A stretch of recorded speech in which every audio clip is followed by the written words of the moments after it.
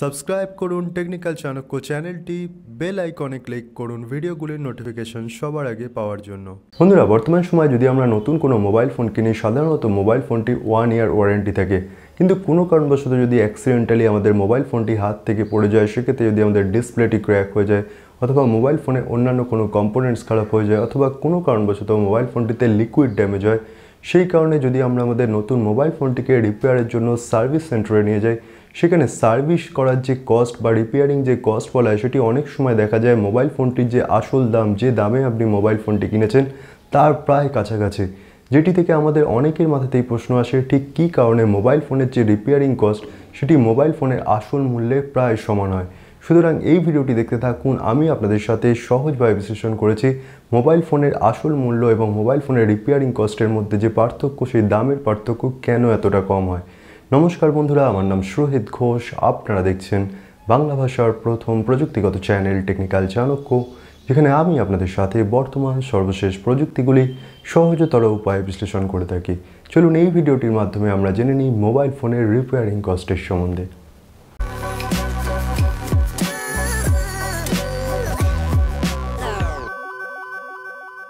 বন্ধুরা, mobile phone আমরা কেনার পর যে আমাদের মোবাইল ফোন কোনো কারণবশত যদি আমাদের তরফ থেকে অ্যাক্সিডেন্টালি খারাপ হয়, সেক্ষেত্রে দুটি জিনিস হতে পারে। এক, আমাদের মোবাইল ফোনটি হাত থেকে পড়ে ডিসপ্লে বা স্পিকার, যদি পপ আপ ক্যামেরা থাকে সেই পপ আপ ক্যামেরার যে মেকানিজম, এরকম কোনো কম্পোনেন্টস খারাপ হতে পারে। অথবা যদি আমাদের মোবাইল ফোনটি জলে পড়ে যায় বা বৃষ্টিতে মোবাইল ফোনটিকে আমরা এক্সপোজ করি, সেক্ষেত্রে লিকুইড ড্যামেজ হওয়ার সম্ভাবনা থাকে। অথবা যদি মোবাইল ফোনটি ওয়ারেন্টির পর বেশ কিছুদিন আমরা ব্যবহার করি, সেক্ষেত্রে মোবাইল ফোনটি ব্যাটারিকে আমাদের এক্সচেঞ্জ করতে হয়। সাধারণত ব্যাটারিকে যে এক্সচেঞ্জ করার কস্ট সেটি অনেক সময় রিজনেবল থাকে। কিন্তু যদি দেখা যায় আপনার মোবাইল ফোনটি ওয়ারেন্টির মধ্যেও আছে, অ্যাক্সিডেন্টালি আপনার ডিসপ্লেটি ক্র্যাক হয়ে গেছে বা অন্যান্য কোনো কম্পোনেন্টস পড়ে যাওয়ার ফলে ক্র্যাক হয়ে গেছে বা মোবাইল ফোনটির লিকুইড ড্যামেজ হয়েছে, সেই ক্ষেত্রে যে আমাদের মোবাইল ফোনটির যে রিপেয়ারিং কস্ট সেটি মোবাইল ফোনটির সমতুল্য হওয়ার কারণ হচ্ছে, যখন আমাদের মোবাইল ফোন তৈরি হয়, যদি আমাদের ভারতবর্ষে যে মোবাইল ফোন তৈরি হয় মেক ইন ইন্ডিয়া ইনিশিয়েটিভের থ্রু, সেই সময় যখন এই মোবাইল ফোনগুলির কম্পোনেন্টস বিশেষ করে চায়না থেকে বা অন্যান্য দেশ থেকে যখন ইম্পোর্ট করা হয়, তার যে ইম্পোর্ট ডিউটি মোবাইল ম্যানুফ্যাকচারিং কোম্পানিগুলিকে যথেষ্ট কম দিতে হয়।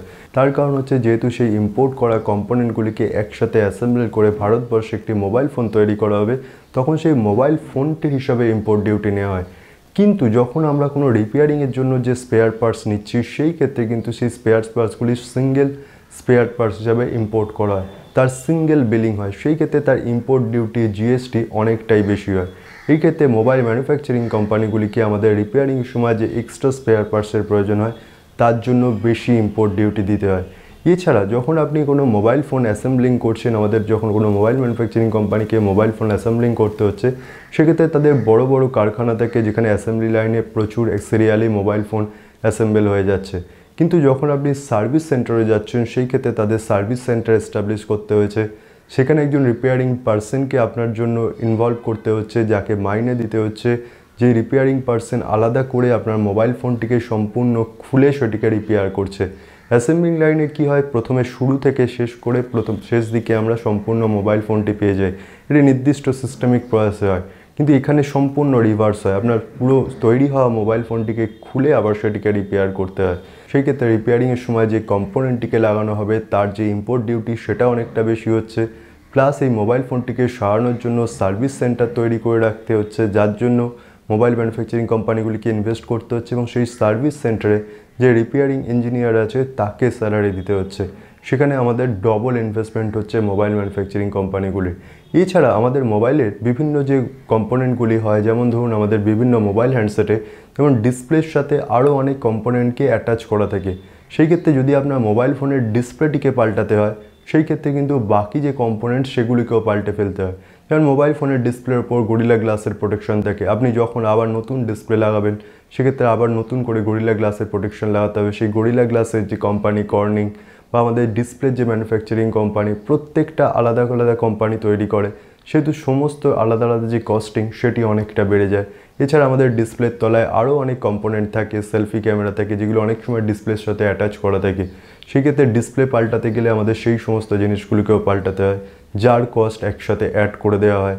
এবং তারপর আমাদের কিছু মোবাইল হ্যান্ডসেট আছে, যেমন ধরুন যার কার্ভ ডিসপ্লে আছে, কিছু ক্ষেত্রে আমরা ওয়াটারফল ডিসপ্লে দেখতে পাই। এই ডিসপ্লেগুলিকে যে রিপেয়ার করার জন্য বা এই মোবাইল ফোনকে রিপেয়ার করার জন্য আলাদা রিপেয়ারিং কিট হয়, যেগুলি সিঙ্গেল হ্যান্ডসেটের জন্য সিঙ্গেল টাইম ব্যবহার করা যায়। সেক্ষেত্রে আপনার মোবাইলটিকে খুলে সম্পূর্ণ রিপেয়ার করার জন্য একটি কিট ইউজ হবে, সেই কিটটির কস্ট আছে। এই সমস্ত কিছু মিলিয়ে কিন্তু আমাদের মোবাইলের যে রিপেয়ারিং কস্ট সেটা অনেকটা বেড়ে যায়। আর এরপর যদি আমরা মার্কেটিংয়ের কথায় চলে আসি, সেক্ষেত্রে মোবাইল কোম্পানি খুব স্বাভাবিকভাবেই চায় আপনি মোবাইল ফোনটিকে যাতে রিপেয়ার না করে সেটিকে আবার নতুন কিনে নেন, সেক্ষেত্রে মোবাইল কোম্পানির লাভ হবে।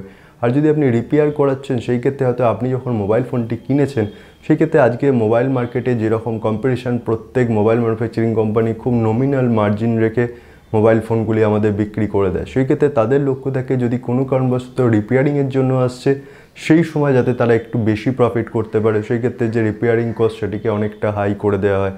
এবার এখানে যদি আপনি নতুন মোবাইল ফোন কিনে নেন, যেহেতু আপনি দেখছেন যে রিপেয়ার করতে গেলে আপনার মোবাইল ফোনটির দামের প্রায় সমান হয়ে যাচ্ছে, সেই ক্ষেত্রেও মোবাইল কোম্পানির প্রফিট হবে। আবার যদি আপনি রিপেয়ার করছেন, তাহলে যেটুকু কম্পোনেন্ট মোবাইল কোম্পানিটিকে ইনভেস্ট করতে হচ্ছে তার থেকে সে অনেকটা বেশি চার্জ করছে, সেই ক্ষেত্রেও মোবাইল কোম্পানির লাভ হচ্ছে। এবং অনেক সময় দেখবেন আমাদের মোবাইল ফোনগুলি 1 ইয়ার ওয়ারেন্টি থাকে। সেই ক্ষেত্রে আমরা যখন সার্ভিস সেন্টারে যাই, বেশিরভাগ সময় এক্সকিউজ দেওয়া হয় যে লিকুইড ড্যামেজের কারণে আমাদের মোবাইল ফোনটি খারাপ হয়েছে, সেক্ষেত্রে এটি ওয়ারেন্টির মধ্যে পড়বে না। এবার এই যে লিকুইড ড্যামেজ, এর জন্য কি থাকে, আমাদের মোবাইল ফোনের ভেতরে একটি লিটমাস পেপার থাকে। লিটমাস পেপারটির কালার সাধারণত নীল হয়, যেই জলের সংস্পর্শে আসে সেটি লাল হয়ে যায়। এটি একটি বিশেষ ধরনের পেপার। এইবার যখন আমাদের পরিবেশে আর্দ্রতা আছে বা হিউমিডিটি আছে, সেই আর্দ্রতা বা হিউমিডিটির কারণেও কিন্তু আস্তে আস্তে ভেতরে জলীয় বাষ্প গিয়ে সেই লিটমাস পেপারটির কালার লাল করে দেয়। কিন্তু যখন আপনি রিপেয়ারের জন্য যাচ্ছেন, হয়তো আপনার অন্য কোনো কম্পোনেন্টস খারাপ হয়েছে, সেই ক্ষেত্রে যেহেতু লিটমাস পেপারটি লাল হয়ে গেছে, সেহেতু তাদের প্রোটোকল হিসাবে এটা লিকুইড ড্যামেজের মধ্যে পড়বে, সেই ক্ষেত্রে আপনাকে এক্সট্রা চার্জ দিতে হবে। এরকম কিছু কারণের জন্য আমাদের mobile manufacturing company after sales বা সার্ভিস সেন্টারে আমাদের থেকে বেশ কিছুটা চার্জ করে নেয়, যেটা অনেক সময় আনএথিক্যালও হয়। তাহলে বন্ধুরা, এই ভিডিওটির মাধ্যমে আপনারা খুব সহজেই বুঝতে পারলেন যে ঠিক কী কারণে আমাদের মোবাইল ফোনগুলির যে রিপেয়ারিং কস্ট অনেক সময় মোবাইল ফোনগুলির দামের প্রায় সমান হয়, এবং কিছু সময় কিছু মোবাইল হ্যান্ডসেটের ক্ষেত্রে দেখা গেছে যে দামে আপনি মোবাইল ফোনটি কিনেছেন, তার রিপেয়ারিং কস্ট যেটা দাঁড়িয়েছে, সমস্ত কম্পোনেন্ট যেগুলি খারাপ হয়েছিল সেগুলি চেঞ্জ করে মোবাইল ফোনটির দামের থেকেও বেড়ে গেছে। এবার যেহেতু মোবাইল ফোনের ডিসপ্লে কিছু ক্ষেত্রে স্যামসাংয়ের থেকে বিভিন্ন mobile manufacturing company mobile phone নেয় বা ডিসপ্লেগুলিকে ব্যবহার করে, সেই ক্ষেত্রে সেই যে ম্যানুফ্যাকচারার তারা যদি তাদের স্পেয়ার পার্টসের বা প্রোডাকশন লাইনে কস্ট বাড়ায়, সেই ক্ষেত্রে মোবাইল কোম্পানিগুলি যেগুলি আপনার পরবর্তীকালে রিপেয়ারের জন্য যে স্পেয়ার পার্টসগুলো নিয়ে আসছে তার জন্য বেশি দাম দিতে হয়। বাস বন্ধুরা, আজকের ভিডিওটি এ পর্যন্ত। এই ভিডিওটি ভালো লাগলে ভিডিওটি লাইক করুন, ভিডিওর নিচে কমেন্টসে আমাকে জানান এরপর কী বিষয় নিয়ে আমি আপনাদের সাথে কথা বলতে পারি। আজকের ভিডিও সম্পর্কিত কোনো প্রশ্ন থাকলে সেটিও ভিডিওর নিচে কমেন্টসে আমাকে জানাতে পারেন, এবং টেকনিক্যাল চাণক্য চ্যানেলটিকে সাবস্ক্রাইব করুন, কারণ টেকনিক্যাল চাণক্য চ্যানেলটি মাঝে মধ্যে এরকম প্রযুক্তিগত বিষয়গুলি আপনাদের সামনে সহজভাবে উপস্থাপনা করে থাকে। এই ভিডিওটি ভালো লাগলে ভিডিওটি বন্ধুদের সাথে শেয়ার করুন, চেনা পরিচিত মানুষজনের সাথে শেয়ার করুন। জয় হিন্দ, বন্দে মাতরম, নমস্কার।